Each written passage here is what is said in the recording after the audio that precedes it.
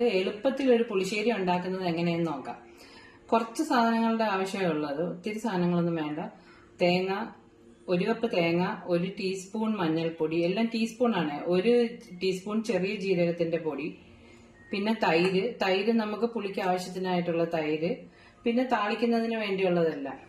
അപ്പം തേങ്ങ 1 കപ്പ് തേങ്ങ, 1 ടീസ്പൂൺ മഞ്ഞൾ, 1 ടീസ്പൂൺ ചെറിയ ജീരകത്തിന്റെ പൊടിയും, പിന്നെ 1 വെളുത്തുള്ളി, അതും കൂടി ചേർത്ത് നമുക്ക് അരച്ചോണ്ട് വരണം. ആദ്യം ഞാനിത് അരച്ചോണ്ട് വരാം. ഈ തേങ്ങ ഞാനിപ്പം അരച്ചോണ്ട് വന്നത്. ഇനി ആ അരച്ച കൂട്ട് നമ്മള് ഈ അരിപ്പയിലൂടെ പിഴിഞ്ഞൊഴിക്കണം. അതാണ് ഈ പുളിശ്ശേരിയുടെ പ്രത്യേകത. ഞാനിത് ഇതിനകത്തോട്ട് ഒഴിച്ച് നമുക്കത് പിഴിഞ്ഞെടുക്കാം.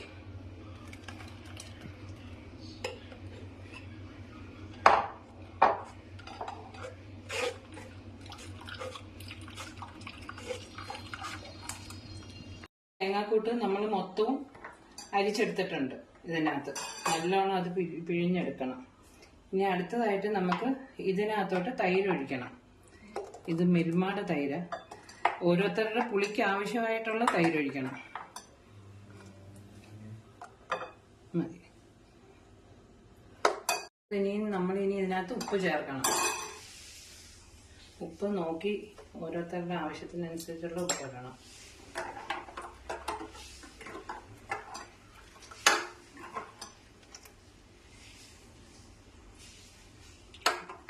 ഇനി നമ്മൾ അടുത്തായിട്ട് ഇത് താളിക്കാൻ പോവാ. നമുക്ക് ഇത് താളിക്കാം. ചട്ടി വെച്ചിട്ട് ചട്ടി ചൂടാകുമ്പോൾ എണ്ണ ഒഴിക്കണം. വെളിച്ചെണ്ണ വേണം ഒഴിക്കേണ്ടത്. വെളിച്ചെണ്ണ ഒഴിച്ച് എണ്ണ ചൂടാകുമ്പോൾ നമുക്ക് കടുക് ഇടാം. നമുക്ക് കടുക് ഇടാം അതിനകത്ത്. ഇനി ആ കടുക് പൊട്ടട്ടെ. അപ്പോഴത്തേക്ക്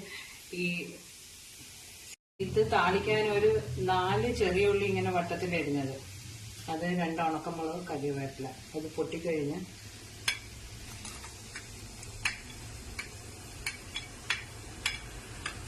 ഇനി ഇതൊന്ന് ചെറിയ ബ്രൗൺ കളർ ആവണം.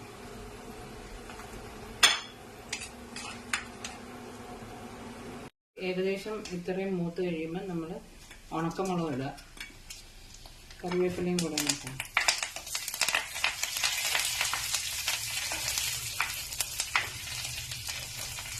ഇനി നേരത്തെ നമ്മൾ തയ്യാറാക്കി വെച്ച ഈ തേങ്ങ തൈരിന്റെ കൂട്ട് ഇതിനകത്ത് ഒഴിക്കണം.